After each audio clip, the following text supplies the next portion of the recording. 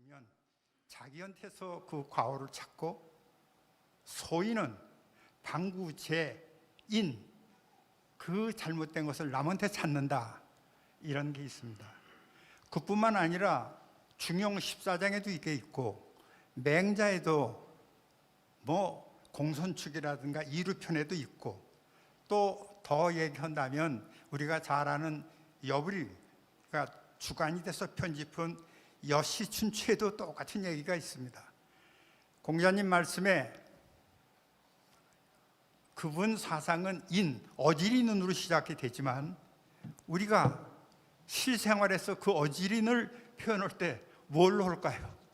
제가 생각하기에는 아무리 봐도 제일 생활에 구체적으로 표현되는 것은 방구제입니다. 모든 것은 나로부터 시작이 된다.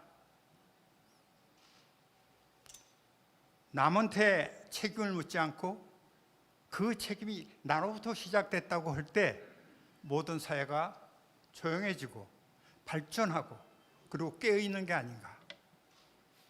따라서 올 금년에는 모든 우리 한국민들이 깨어있고 방구제기에서 어려운 이 난국을 잘 어렵지 않게 끌고 갈 수 있도록 그렇게 부탁드립니다.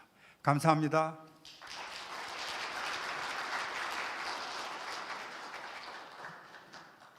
이번 제415회 세월 아침 대화는 2022년 3월 9일 제20대 대통령 선거 후보를 모시는 자리로 마련하였습니다.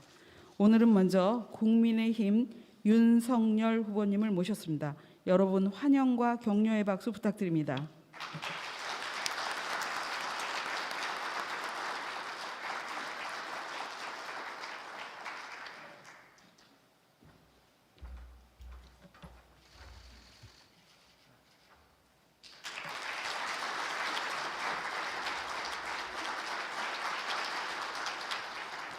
여러분께 양해의 말씀드리겠습니다. 후보님 메시지 정확히 전달을 위해서 마스크는 빼고 그렇게 진행하도록 하겠습니다. 안녕하십니까. 이렇게 역사와 전통이 있는 이런 귀한 자리에 초청해 주셔서 정말 감사드립니다.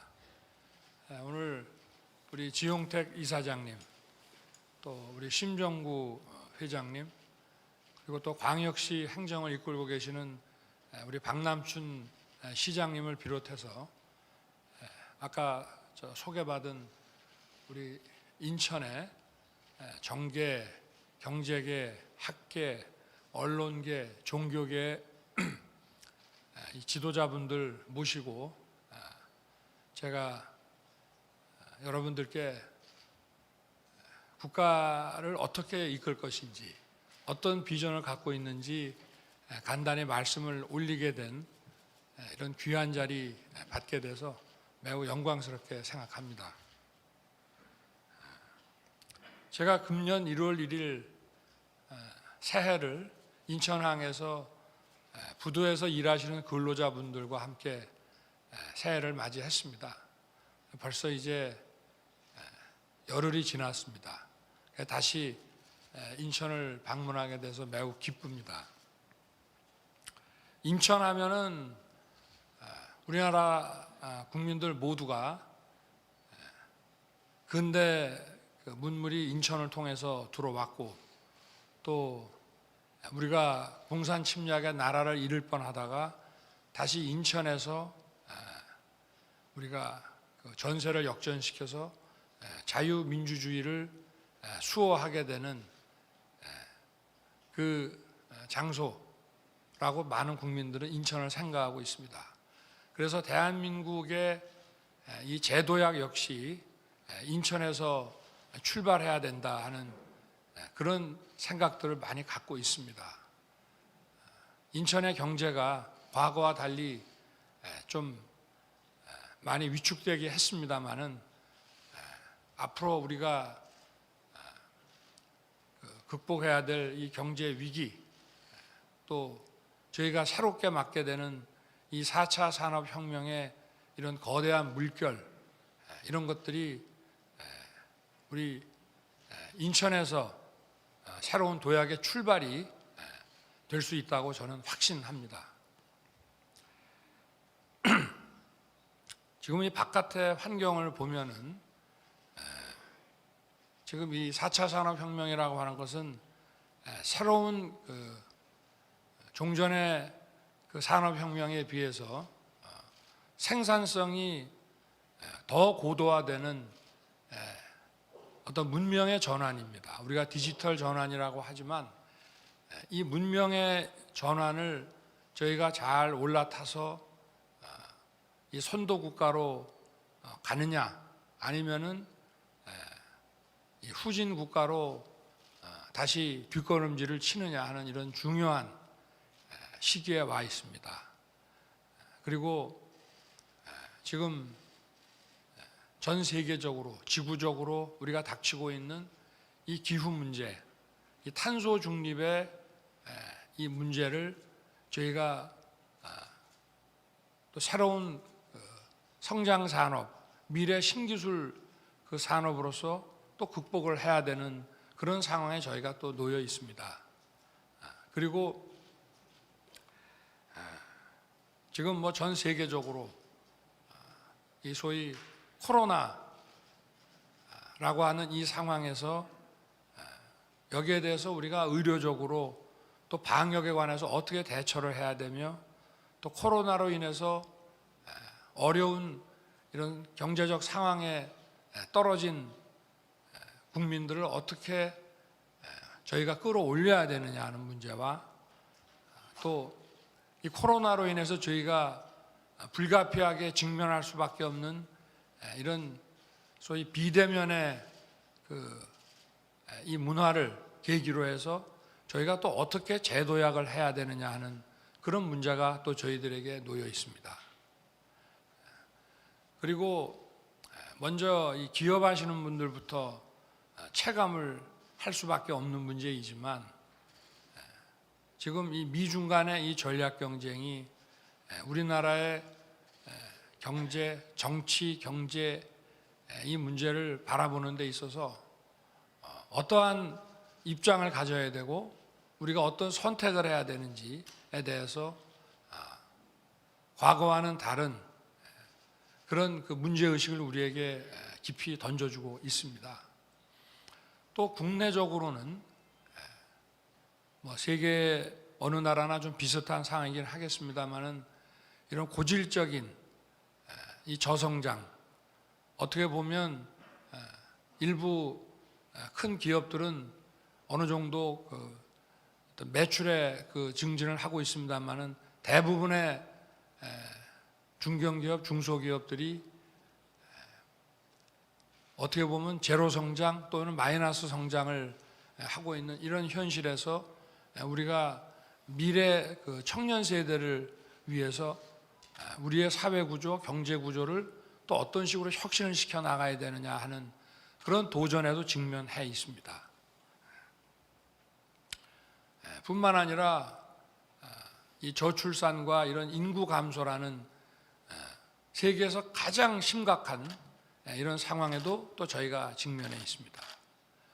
그리고 우리 한국 정치의 이런 고질적인 이 진영의 극한 대립에 의한 국민 간의 어떤 분열, 우리가 국민 통합을 어떻게 이루어내서 우리가 당면한 문제들을 해결하고 우리가 이 도약의 발판으로 삼을 수 있을 것인지에 대한 그러한 국내적인 문제 상황에도 저희가 직면해 있습니다. 시민사회와 또 시장 경제가 해결할 수 있는 문제도 많이 있겠습니다만은 이런 국내외적인 상황에 직면해 있는 우리나라가 이 문제 해결을 위해서 과연 국가는, 정부는 어떻게 해야 되느냐, 여러분들 많이 궁금해 하실 것이고 여기에 대해서는 뭐 아주 오래전부터 상당히 논쟁적인 그런 담론들이 이어져 왔습니다.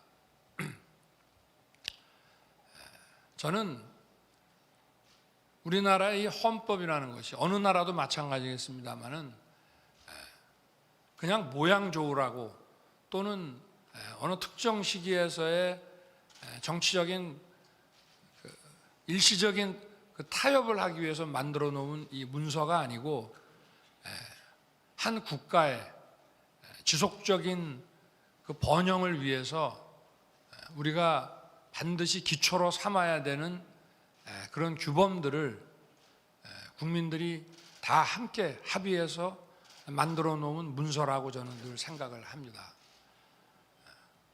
지금 세계에서 1등 국가라고 하는 미국이 1789년에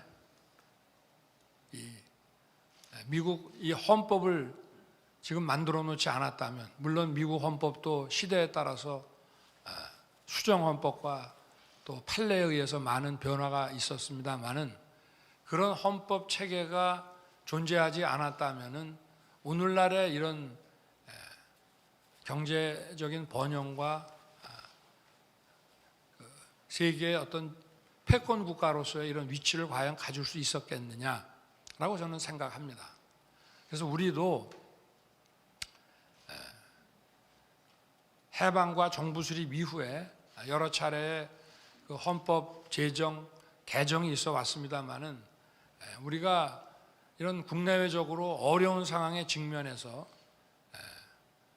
국민과 정부가 힘을 합쳐 이 문제를 해결해 나가려면은 우리 선조들이, 우리 대선배들이 만들어 놓으신 우리 헌법 정신으로 되돌아가서 늘 원칙에 충실해서 이 문제 해결을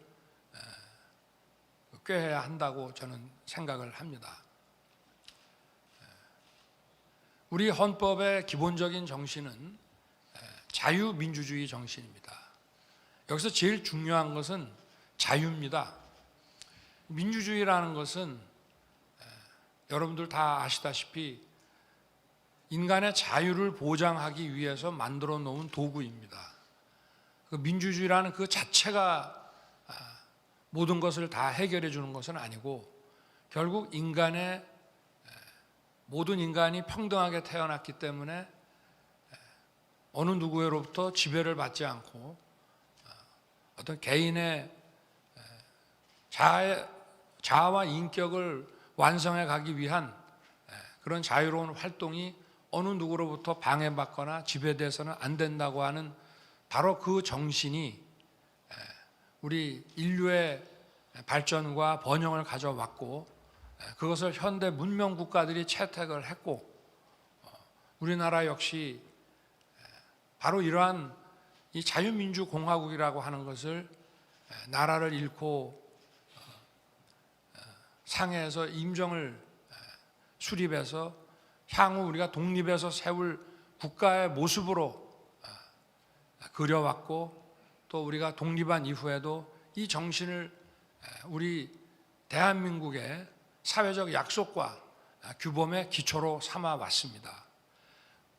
저는 진보냐 보수냐 하는 이런 진영의 가름도 있습니다만은 그 어떠한 입장에 선다 하더라도 우리나라의 이 헌법 정신에 저희가 투철한다면은 이런 양극단의 이 대립을 피하면서 이것으로서 국민 통합을 이뤄 나가고 우리가 당면한 문제들을 해결할 수 있다고 저는 생각하고 있습니다.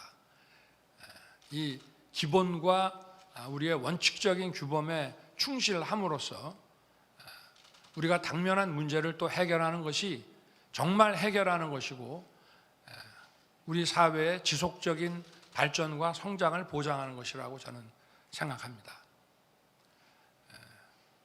그러면 정부가 무슨 일을 해야 되느냐? 저는 국가와 정부가 아니면 할 수 없는, 정부만이 할 수 있는 일을 딱 그 일만 해야 된다고 저는 생각합니다. 지금 선거 때가 되니까 많은 국민들이 또 많은 지역에서 향후 정부에 대해서 많은 것을 요구하고 있습니다. 물론 평상시에는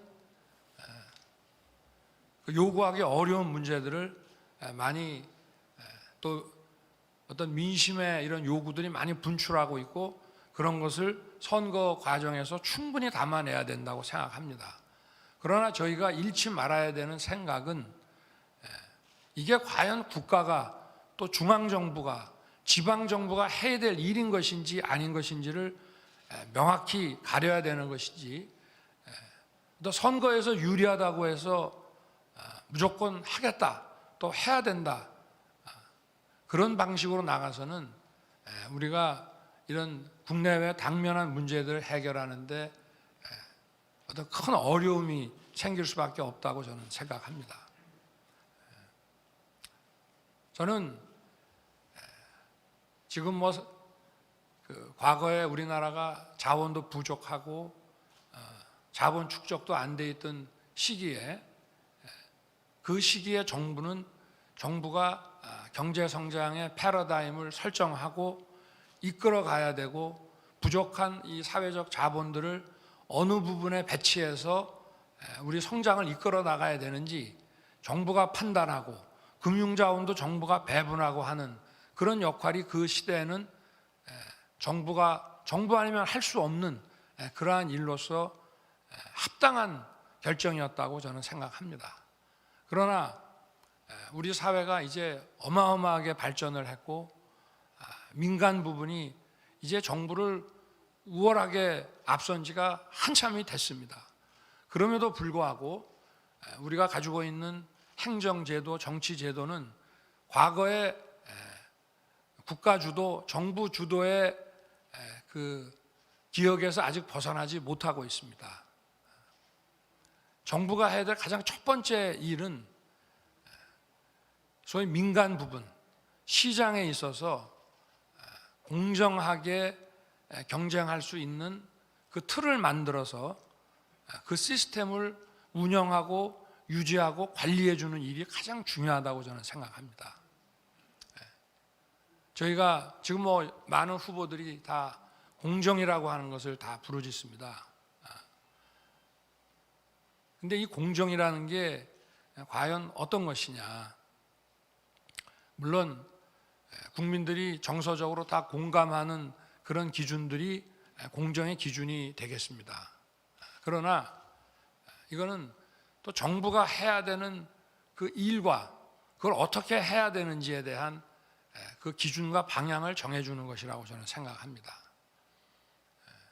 기업이 정부의 간섭 없이 자유롭게 자기들의 그 영리를 추구해 나가도록 그것이 도덕적으로도 아주 합당한 것으로 인정받게 해야 되고 정부는 시장 내에서의 강자와 약자 또 같은 체급에 있는 경쟁자라 하더라도 공정하게 경쟁할 수 있는 모두가 공감하는 룰을 만들어서 반칙을 한 행위자에 대해서는 강한 제재를 가하고 또 시장에서 다른 사람을 속이거나 이렇게 함으로써 거래 비용을 증가시키는 그런 행위들을 줄여서 시장 참여자들의 원활한 거래를 보장해주고 결국은 이 거래가 얼마나 많이 일어나느냐가 저희들의 성장의 관건이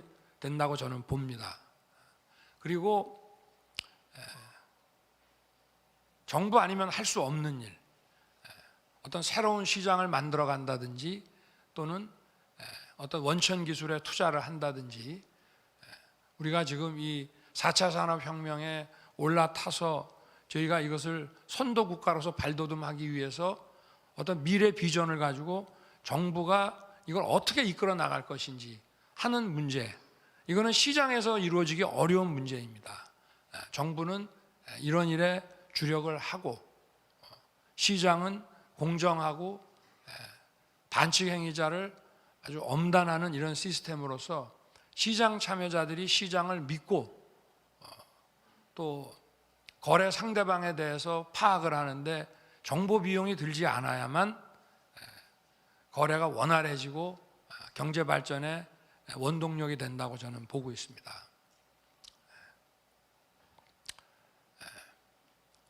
지금 우리나라의 가장 큰 지금 문제로 보는 것이 지금 현 정부도 마찬가지지만 일자리를 만들어내는 것이 중요하다고 늘 얘기하고 있습니다. 저도 아주 공감을 하고 있고요. 특히 우리 미래 세대에게 사회 참여를 정상적으로 진입시켜주고 하기 위해서는 그 경제적인 활동의 기반이 되는 그 일자리를 만들어줘야 한다고 생각합니다. 아르바이트 이런 것이 아니고 최소한 주 한 40시간 이상의 지속 가능한 안정적인 그런 양질의 일자리들을 계속 공급을 해줘야 된다고 봅니다. 일자리라고 하는 것은 일거리가 있어야 일자리가 생기는 겁니다. 근데 그럼 이걸 어떻게 만들어내야 되느냐? 그건 정부가 만들어내는 것이 아닙니다. 바로 시장에서 만들어지는 거고 기업에서 만들어내는 것입니다. 이것을 정부가 재정을 써서 이 일자리를 일시적으로 만든다고 하는 것은 그거는 결국 다 무의에 그칠 것입니다. 그건 그냥 일시적으로 돈 나눠주는 것에 불과하고 세금을 효과적으로 쓰는 방식하고는 거리가 먼 것입니다.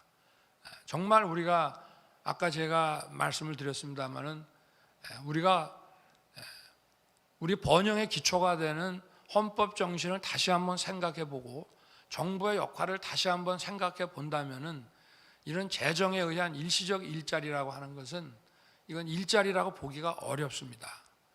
그러면 기업이 일거리를 많이 만들어낼 수 있어야 저희가 고질적인 저성장에서도 벗어나고 또 미래 세대에게 정상적인 사회 진입을 할 수 있는 기회를 주어서 우리의 그 번영이 지속 가능하게 이끌어갈 수 있게 하는 것입니다. 지금 많은 분들이 그럼 어떻게 하면 기업들이 일거리를 만들어낼 수 있느냐라고 얘기를 하십니다. 제일 먼저 드는 것들이 바로 규제 완화, 규제 혁신입니다. 그런데 뭐 네거티브 규제로 가고 원스톱 규제로 가야 된다 이런 말씀들을 많이 하십니다. 그런데 우리나라의 규제에 관한 이런 여러 가지 행정 법규들을 법전을 한번 뒤져보시면 아시겠지만 우리나라의 이런 대륙법계식의 이 법 체계들이 이게 네거티브 규제로 가기가 대단히 어렵게 되어 있습니다. 기본적으로 어떤 현실을 인정하고 이런 것들을 하지 못하게 만드는 이런 행위 규제를 하는 이런 영미식의 법 체계가 아니고 어떤 행정법규를 보면 기본적으로 정부가 허용하는 그 사업의 그 종목이 먼저 정해져 있고 거기에 따라서 인가 또는 허가 절차가 규정이 돼 있고 또 거기서 금지하는 것들을 규정을 해놓고 그 금지하는 것들을 했을 때는 제재가 가해지고 가장 큰 제재가 인허가의 취소입니다. 그런 시스템으로 모든 법들이 지금 만들어져 있기 때문에 소위 말하는 이 네거티브 규제로 간다는 것이 그야말로 혁명적인 변화가 필요합니다. 이게 간단한 문제가 아닙니다. 자본시장법 같은 것만 보더라도 그 자본시장법에 이 금융산업에 관해서 할 수 있는 그 사업의 종류가 딱 열거되어 있습니다. 그것도 개정을 하면서 네거티브 규제로 많이 바꿨다고 하지만 어떤 사업을 해야 되는지에 대해서 법이 딱 정해놓고 있습니다. 건설업도 그렇고요. 또 교통과 관련한 무슨 뭐 운송 사업 같은 것도 그렇고요. 다 사업의 종류를 정해놓고 인허가 규정을 정해놓고 또 할 수 없는 행위를 정해놓고 그걸 하게 되면 그 사업에서 위반을 하게 되면 그 종목의 사업에서 퇴출시키는 이러한 법 체계를 저희가 가지고 이거를 당연한 것처럼 수십 년을 여기에 적응해서 살아왔습니다. 물론 뭐 네거티브 규제라는 그 정신은 좋습니다만은 이거는 우리 법 체계에 대한 대대적인 개혁 없이 이 규제 완화를 논하기가 참 쉽지 않습니다. 그리고 원스톱 규제라고 하는 얘기들 많이 합니다. 사실은 기업인들이 네거티브 규제보다 더 원하고 바라는 것이 그냥 한 라인으로 해결할 수 있게 원스톱 규제를 더 원하고 있습니다. 그런데 이 원스톱 규제라는 것이 각 행정기관들이 그렇게 원활하게 움직인다는 것이 현실적으로 쉽지 않습니다. 관련되는 법의 종류도 많고요. 또 그 법령에 대해서 그 집행 권한을 가지고 있는 부서도 다양하게 있고, 그래서 저는 이거를 해결할 수 있는 방법이 바로 디지털 플랫폼 정부다. 이것이 우리가 이 4차 산업혁명에 따라서 정부 구조도 이런 식으로 혁신하지 않으면은 이게 과연 원스톱 규제가 가능하겠느냐? 어떤 사업을 하려고 하는데 부산에서 하는 게 좋은지 인천에서 하는 게 좋은지를 판단하는 것부터 시작해서 중앙정부와 지방정부와 관계되는 이런 모든 규제와 그 기관들이 어떤 사람이 사업을 시작하려고 할 때 일일이 만나고 찾아다니고 하는 것이 아니라 이것이 하나의 플랫폼 위에 올라가서 거기서 절차를 밟아 나가는, 그러니까 정부가 우리가 디지털 정부라고 얘기 많이 합니다만은 디지털 정부 갖고는 안 되고 이런 플랫폼 정부, 하나의 플랫폼에 대한민국의 모든 중앙정부와 지방정부의 기관들이 다 들어가서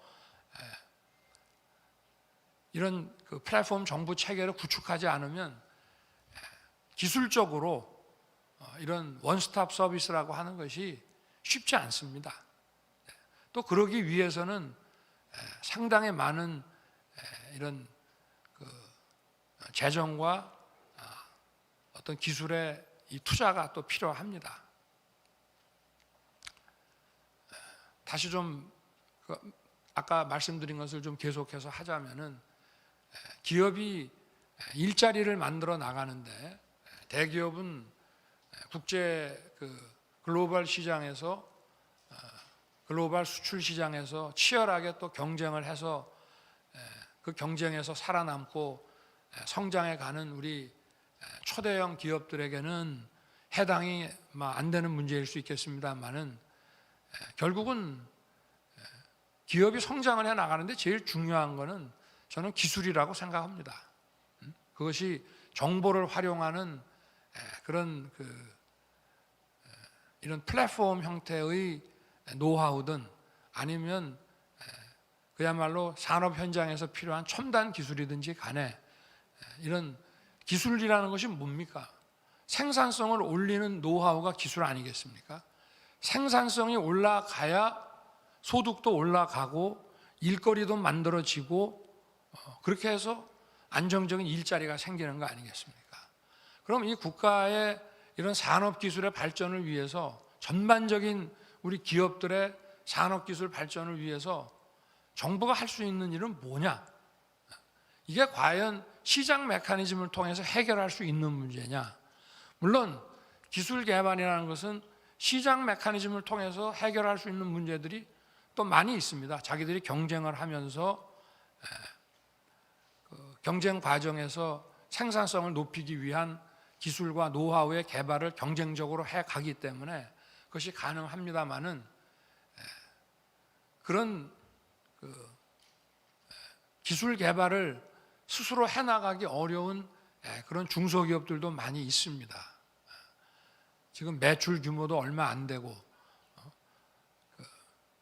좀 알뜰한 기술은 가지고 있습니다만은 이거 국제 시장에서 또 우리 국내 시장에서 경쟁을 해 나가는데 필요한 정도의 아직 기술까지 이루지 못한 경우에 이것이 만약에 장래성이 있고 전망이 있다고 한다면은 국가가 이걸 도와주는 게 맞습니다. 그거는 저희가 국가의 재정과 자원을 투입해서 자라나는 학생들에게 교육을 국가의 책임으로 교육을 시키는 것과 같은 원리라고 저는 봅니다. 그러면 이 국가가 이것을 이 중소기업을 위한 이 기술 개발 지원을 어떻게 해줄 것이냐, 그 방법이 또 중요합니다. 거기에서 우리는 다시 우리의 자유민주주의 헌법 정신으로 돌아가야 될 필요가 있습니다. 어떤 기업들을 국가가 스스로 판단해서 또 어떤 종류를 스스로 판단해서 정부가 그 기업에다가 돈을 주고 그 특정 기업과 특정 산업을 막 육성해 나가는 이런 방식은 과거에는 그것이 정당화될 수 있지만 지금은 이게 우리 헌법 정신에 맞지 않는다고 저는 봅니다. 방식으로 해야 되고 시스템을 통해서 해결을 해야 되고 또 기술 개발이 민간에 의해서 주도될 수 있도록 정부가 뒤에서 도와주는 방식으로 가는 것이 저는 맞다고 생각합니다. 그래서 우리 지금 GDP의 약 5% 정도가 기업과 민간과 우리 정부에서 지금 쓰고 있는 R&D 비용인데 이것을 쓰는 방식을 저희가 다시 한번 이걸 바꿔서 어떻게 쓰는 것이 효율적이고 어떻게 쓰는 것이 우리 헌법 정신과 우리 그 지속 가능한 성장에 도움이 되고 맞는 것인지를 저희가 한번 다시 심각하게 재고해야 될 상황에 온 것으로 저는 진단하고 있습니다.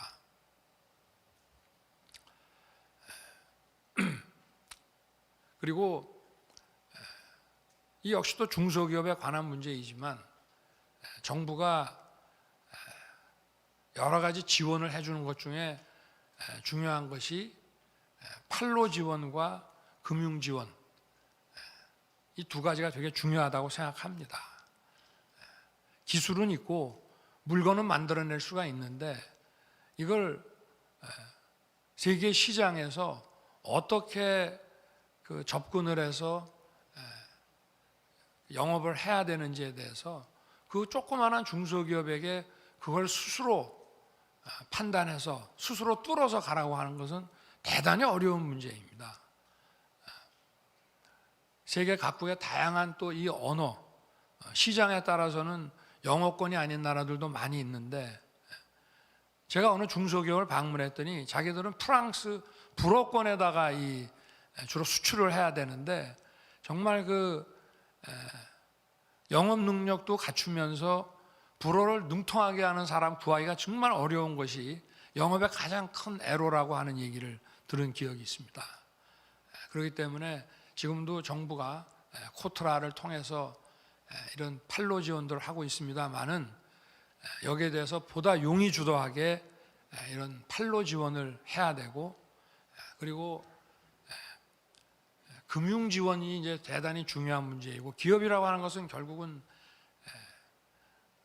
사람에게 있어서는 이제 소위 그 혈액, 피와 같은 것이 이제 자금인데 그 스타트업 기업들이 성장을 해 나가는 과정에서 여러 차례의 그 데스밸리를 거쳐가면서 생존을 해야 이제 강소기업이나 중견기업으로 성장을 할 수 있다고들 합니다. 그런데 이 금융지원이라고 하는 것 역시 정부가 어떤 그 기금을 딱 장악을 해가지고 특정 기업에다가 자금을 배분하는 식의 그런 지원은 굉장히 위험합니다.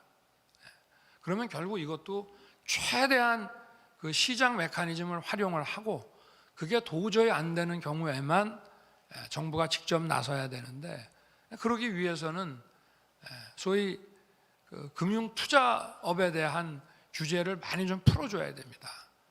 하이 리스크, 하이 리턴을 할 수 있는 이런 그 금융 규제의 혁신이 또 필요합니다. 예를 들어서 대전의 이 카이스트에서 많은 기술을 개발을 해내고 그와 연계된 소기업들이 연구실과 연계되어 있는 기업들이 많이 있다고 한다면은 사실은 대덕뿐만이 아니고 한 유성이나 대전 시내에 그런 기업들을 자금으로 지원할 수 있는 소규모든 중소규모든 많은 이 금융 투자 회사들이 있고 그 금융 투자 회사들이 시중에 지금 어디에 갈 곳을 잃고 있는 그런 자금들을 합당한 설명을 통해서 유치를 해서 그 자금 중개 기능을 해 주어야 그 민간 주도의 이런 기술 발전을 이루어낼 수 있다고 저는 보고 있습니다. 근데 이런 부분들을 다 정부의 역할이라고 생각을 한다면은 참 큰 오산이 아닌가 그래 보고 있고요. 결국은 이런 산업의 발전이라고 하는 것은 그것을 뒤에서 추동해 주는 그런 금융 시스템이 연계되지 않는 한 산업 발전은 기대하기가 매우 어렵습니다. 그러면 정부가 해야 될 일은 자금을 직접 지원해 주는 역할이 아니고, 과거에는 특정 기업에다가 뭐 조선 산업을 육성해야 된다, 자동차 산업을 육성해야 된다, 또 중화학공업을 육성해야 된다 하면은 은행에다가 지시해서 거기에 자금을 보내고 금융자원의 배분을 정부가 직접 했죠. 그러나 이것은 금융 시스템을 고쳐 나가면서 이것도 결국은 금융시장이라고 하는 시장 메커니즘을 통해서 그 시장의 판단에 의해서 자금이 공급되도록 하는 것이 매우 중요한 문제라고 생각을 하고요. 이 산업 발전의 이 금융 지원이라고 하는 것은, 금융 시스템이라고 하는 매우 중요해서 지금과 같은 우리가 이 금융 시스템을 유지하는 한 이런 산업 발전을, 이 4차 산업혁명에 올라타서 우리가 혁신적인 기술 개발과 산업 발전을 이루어내기가 매우 어렵습니다. 우리가 금융이라고 하는 것을 IMF 때 우리가 겪었던 것처럼 어떤 금융기관의 부실화를 막아야 된다, BIS 비율을 높이거나 유지해야 된다는 그런 관점에서만, 소위 금융기관의 자산 건전성이라는 차원에서만 접근해 가지고는 우리 산업 발전을 견인해 나가기가 매우 어렵습니다. 그래서 이 부분 또한 저희가 심각하게 고민하고 과감한 그런 개혁 조치가 있어야 한다고 저는 봅니다. 우리 여기 인천에도 이쪽에 뭐 남동공단을 비롯해서 많은 중소기업들이 있습니다만은, 이분들이 뭐 은행을 비롯해서 현실적으로 새로운 시설 자금이나 운영 자금들을 조달받기가 쉽지 않은 현실입니다. 그러니까 이러한 하이 리스크 하이 리턴의 이런 금융 투자업이 이 지역에서 많이 발전을 한다면은 이것이 지역의 경제 발전을 밀고 가는 그런 큰 힘이 될 것이라고 저는 보고 있습니다. 막 그런 차원에서 저희가 IMF 때 많이 퇴출시켰던 그 지방은행의 설립이라는 것도 저희가 새로운 각도에서 검토를 해봐야 된다고 저는 보고 있습니다. 그리고 또 하나가 이 교육의 문제가 있는데요. 일거리는 만들어졌는데 그것을 감당해 나갈 수 있는 그런 새로운 이런 디지털, 바이오 이런 인재들을 그 국가가, 그 사회가 공급을 해야 됩니다. 근데 과연 우리의 지금 교육 시스템이 그런 새로운 변화에 부응할 수 있는 그런 인재를 과연 기업과 시장에 잘 공급을 할 수 있느냐에 대해서는 참 회의적인 시각들이 많습니다.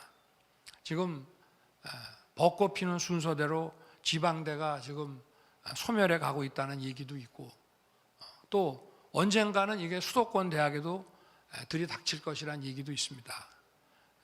소위 말하는 이 대학의 경쟁력이라고 하는 것이 문제가 되는데요. 물론 이제 대학에 계신 분들은 이런 말씀을 많이 하십니다. 투자를 더 해달라. 지금 소위 서울대학 하면 서울대학의 학생 1인당 그 정부에서 투자하는 금액하고 또 지방에 있는 국립대학하고 비교를 해보면 2대1, 3대1의 차이가 있다. 그러니까 우리도 그 정도 투자를 해주면은 지방대도 육성할 수가 있다. 저도 그 말이 틀린 말은 아니라고 생각합니다. 그러나 더 근본적으로 저희가 이 교육 시스템에 대해서 다시 한번 이대로는 놔둘 수 없는 거 아니냐 하는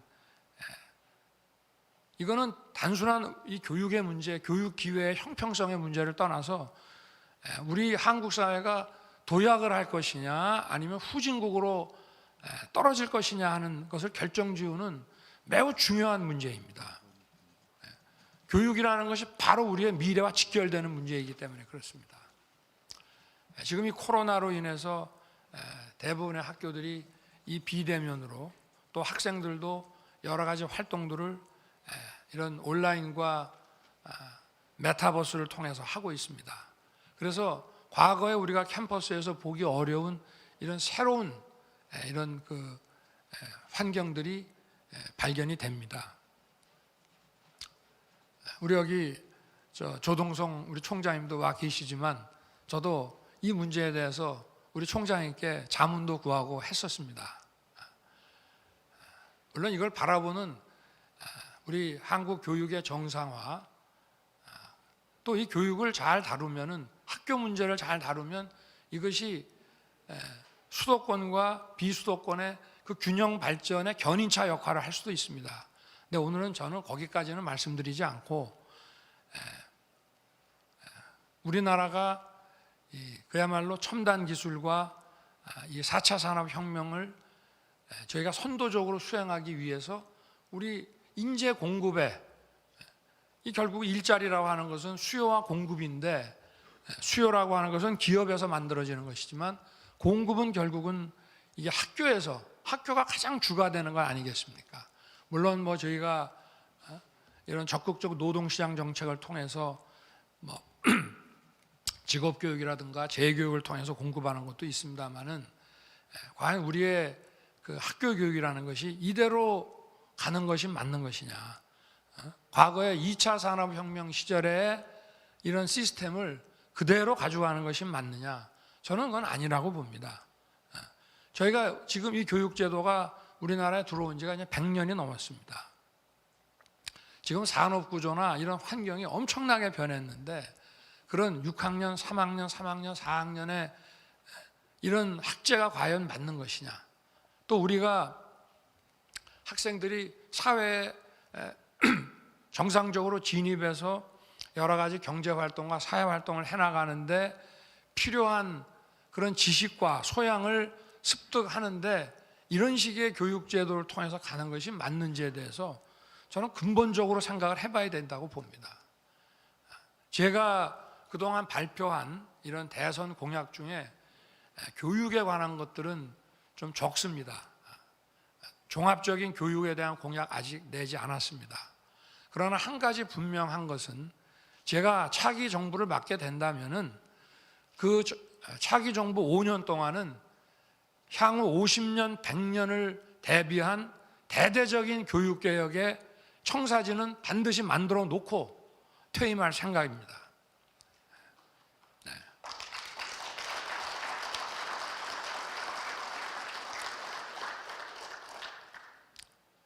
그리고 지금 뭐 소위 이 디지털 리터러시라고 해서 이제 학교에서 그 학생들이 요새 코딩이라고 해서 이런 컴퓨터 알고리즘을 많이 공부를 하고 있습니다만은 저는 예를 들자면 이걸 입시와 연계해서는 안 되지만 이런 그 학생들의 이런 코딩 교육이 지금보다 훨씬 많은 시간을 배정을 해서 그야말로 입시를 본다고 하면 입시에도 국영수 이상의 배점을 둬서 해야만이 우리가 디지털 인재를 시장과 기업에 많이 공급할 수 있는 것이냐 아니냐 하는 그런 생각 가지고 있고요. 이게 왜 그러냐면은 지금 앞으로의 미래는 지금 앞서 나간 그 선배들이 습득한 지식을 얼마나 많이 우리가 빠른 시간 내에 배워서 따라가는 것이 중요한 것이 아니라 우리 각자에게 또 자기가 속한 커뮤니티에 또 우리 사회에 우리 국가에 또 전 세계에 던져지는 이런 많은 문제들을 지금 온라인에 바다와 같이 널려있는 이런 정보들을 어떻게 끄집어내서 문제 해결에 사용할 수 있느냐 하는 소위 이런 사용 방법에 관한 그런 노하우가 지금 지식 그 자체보다 더 중요한 세상이 됐습니다. 학교에서도 교과서나 선생님의 그 강의를 통해서 어떠한 지식을 습득하는 것이 아니고 스스로 문제 해결을 할 수 있는 그런 실험의 장으로 학교가 운영이 되어야만 앞으로 그 새로운 산업 사회에 적응할 수 있는 그런 그 인재들을 저희가 공급할 수 있는 것입니다. 지금 뭐 세계적인 이런 플랫폼 기업들은 사원을 모집을 할 때 대학을 나왔냐, 어느 대학을 나왔냐, 전공을 뭘 했냐 이런 거를 잘 묻지 않는다고 합니다. 문제를 던져놓고 그 문제 해결하는 것을 보고 연봉이 아주 높은 직원들을 그냥 뽑는다고 합니다. 이게 아마 조금 시간이 지나면 우리나라에도 많은 기업들이 이런 식으로 바뀌어 나갈 것입니다. 그래서 학교라고 하는 것은 학벌이라고 하는 그 라이센스를 받아가는 곳이 아니고 정말 앞으로 미래에 그 자신의 경쟁력을 높이는 그런 그 기회의 장이 아마 될 것으로, 또 그렇게 변모를 해야만이 학교로서의 정상적인 기능을 할 것이고, 거기서 또 부닥치는 문제가 바로 가르치는 분들이 어떻게 해야 되느냐 하는 문제가 또 있습니다. 예를 들어서 초등학교 교사 그러면은 20대 한 중반에 교육대학을 졸업을 해서, 이건 뭐 예를 드는 겁니다. 30년 이상을 교직에 계속 계시는데 과연 이분들이 엄청나게 변해가는 이런 초등학생들의 이 어떤 교육에 대한 이런 수요, 사회가 요구하고 기대하는 이런 수요를 과연 본인들의 어떤 끊임없는 재교육과 자신에 대한 혁신 없이 이게 감당할 수 있는 것이냐. 이거는 대학도 다 마찬가지입니다.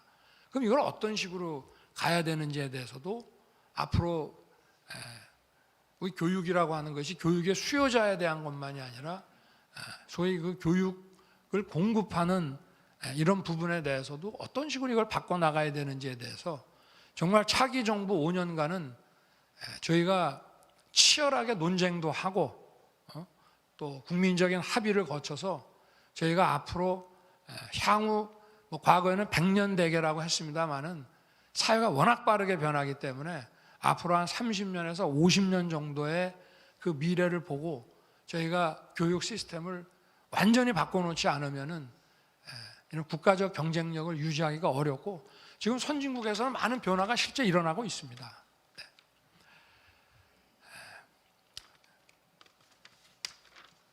지금 시간이 얼마나 이게 저거 할 수 있는 건지 모르겠습니다만은. 예, 마무리하시고 질문을 받아주시면 네네, 좋겠습니다. 그러겠습니다. 네네. 제가 이런 영광된 자리에서 좀 드릴 말씀을 많이 메모를 했는데, 얘기를 좀 말씀을 드리다 보니까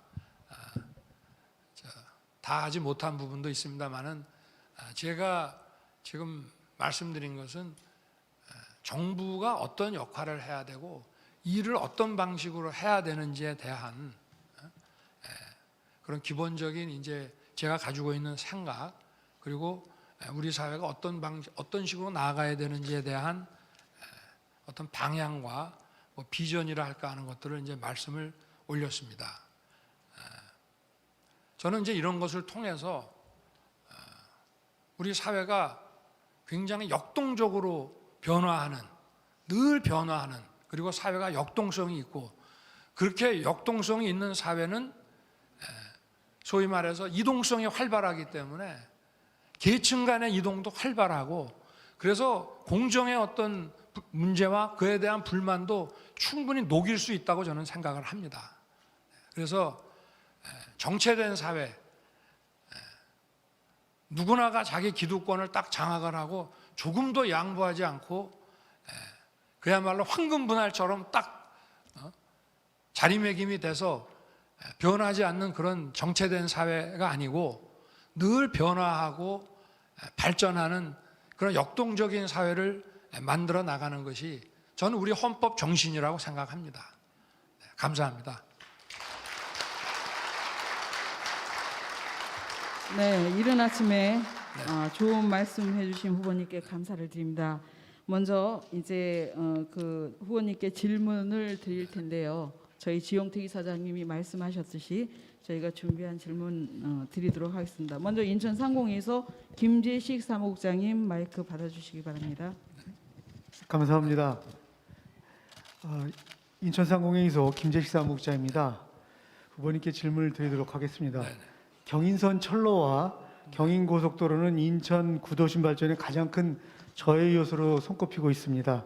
특히 구로역에서 인천역까지의 경인선 지하화는 지역 원도심 활성화 차원에서 그리고 지역 내의 지역 간 단절을 해소하는 차원에서 인천은 물론 부천 등 수도권 주민들의 영원이기도 합니다. 인천 시민이 고대하고 있는 경인선 지하화에 대한 국비 지원을 포함해서 후보님의 입장을 밝혀주셨으면 좋겠습니다. 감사합니다. 저는 추진할 생각입니다. 제가 차기 정부를 맡게 되면 그 경인선과 그 고속도로 지하화를 추진할 생각이고 거기에 네 맞습니다. 약한 뭐 7조에서 10조 정도의 비용을 이제 비용이 추계가 되는데요. 그걸 지화하고 그 지상에 그 어떤 시설들을 이제 구축을 해서 저희가 그걸 또 상업적으로 활용을 하면은 그 비용이 상당 부분 조달될 수 있지 않겠나 그렇게 추산을 하고 있습니다. 그리고 서울과 인천 간의 이 고속도로와 그 철도 때문에 쭉 연결이 안 돼 있고 이게 단절이 돼 있고 특히 또 구도심의 그 상업적인 활성화를 위해서 비용이 들더라도 이걸 추진을 하게 되면은 뭐 그 들어가는 비용보다 훨씬 많은 뭐 길게 보면은 뭐 수십 배가 될 수 있는 그런 경제적 효과가 산출될 수 있을 것으로 보고 있습니다. 네, 감사합니다. 다음으로 인천일보 이상호 차장님께 마이크 드립니다. 네, 인천일보 이상우 기자입니다. 인천은 30년 넘게 수도권 주민의 생활 쓰레기를 처리하는 등 서울의 배후 도시로서 그동안 수많은 피해를 감내해야만 했습니다. 인천시 7기 정부 들어서 2025년 수도권 쓰레기 매립지 종료를 선언했는데요. 대통령이 당선이 되시면 이 문제를 어떻게 지원하실 것인지 말씀해 주시기 바랍니다. 제가 이 전에도 한번 우리 인천 시당을 방문한 자리에서 기자 간담회를 가졌는데 이 똑같은 질문을 받았습니다. 근데 저는 기본적으로 과거에 우리가 이제 서울 인천 구별 없이 이렇게 살아왔던 시절에는 쓰레기 매립지를 인천에다가 이제 두었는데 지금은 이제 각 지역마다 자기 책임 하에 이런 주민 복지와 행정이 이루어지고 있는데 이런 상황에서는 쓰레기 처리라고 하는 것은 발생지에서 처리한다는 대원칙으로 돌아가야 되고 또 인천 시민들께서 반대하시는 이 쓰레기 매립지의 존치라고 하는 것은 제가 차기 정부를 맡게 되면 반드시 임기 내에 총리실에 딱 일을 맡겨가지고 대체 매립지를 확보를 해서 하여튼 임기 내에 반드시 이거는 이전을 시키도록 하겠습니다. 네. 그렇게 또 말씀을 드렸고요. 네. 마지막으로 질문 듣겠습니다. 신규철 인천 평화복지연대 정책위원장님 질문해 주시죠. 네, 질문드리겠습니다. 작년에 열린 제26차 유엔 기후변화협약 당사국 총회에서 세계 정상들은 2030년까지 전 세계 이산화탄소 배출량을 45% 감축하고 석탄 발전을 단계적으로 감축하기로 합의한 바 있습니다. 후보님께서도 잘 알고 계시리라 생각합니다. 영흥 석탄 화력 발전소는 수도권 유일의 화력 발전소로 인천 온실가스 전체 배출량의 49%를 차지하고 있습니다. 정부는 재작년 9차 전력 수급 계획에서 영흥 화력 발전소 1, 2호기를 조계 폐쇄하지 않고 30년 수명 기간인 2034년까지 사용하고 LNG로 전환하겠다고 발표했습니다. 한쪽에서는 2030년까지 국가 온실가스 감축 목표로 2018년 대비 40% 감축한다고 말하면서도 실제로는 시대 역행적인 정책이 추진되고 있는 것입니다. 이제 10차 전력 수급 계획이 올해 말에 수립될 예정입니다. 이에 폐쇄에 대한 인천 시민들의 요구가 높아지고 있습니다. 인천 시민사회는 2030년까지 1호기에서 6호기를 단계적으로 완전 폐쇄해야 한다는 입장입니다. 후보님께서는 영흥화력발전소 조기 폐쇄에 나서실 용의가 있으신지 질문드립니다. 저는 석탄 발전소는 하여튼 우리가 할 수 있는 대로 가장 빠르게 대체를 해 나가야 된다고 보고 있습니다. 그래서 지금 그 탈원전을 현 정부에서 탈원전을 추진하면서 석탄 그 화력 발전소를 계속 유지를 하는 거, 그리고 또 그러면서 이 탄소 중립의 속도를 더 내는 것들이 서로 이 맞지가 않는 모순되는 그런 정책들이기 때문에 그 중에서 탄소 배출을 가장 심각하게 하고 있는 석탄 발전소들은 빠른 속도로 대체해 나가야 되고, 특히 영흥 화력 발전소의 그 폐쇄는 좀 속도를 내야 된다고 보고 있습니다. 다만 영흥 화력 발전소가 수도권의 약 20%의 그 에너지를 공급을 하고 있기 때문에, 전기를 공급하고 있기 때문에 지금 뭐 그렇다고 이 지역에 신재생 그 발전만 가지고 그게 감당이 되기 어렵기 때문에 석탄보다는 그래도 탄소 배출이 적은 LNG로 대체를 해나가야 되지 않겠나, 그렇게 보고 있습니다. 네. 네, 다른 지금까지 질문 있으시면. 예. 아니요, 저희가 그 후보님 일정이 지금 너무 바쁘셔서 네. 좋은 말씀도 주시고 질문도 주셨는데요. 여기까지 하고 네. 다음을 하겠습니다. 지금은 우리 오늘 인천에 오셔서 귀한 시간 내주시고 좋은 말씀해주신 후보님께 감사한 마음 전하도록 하겠습니다. 후보님 아래로 네. 잠깐 내려주세요.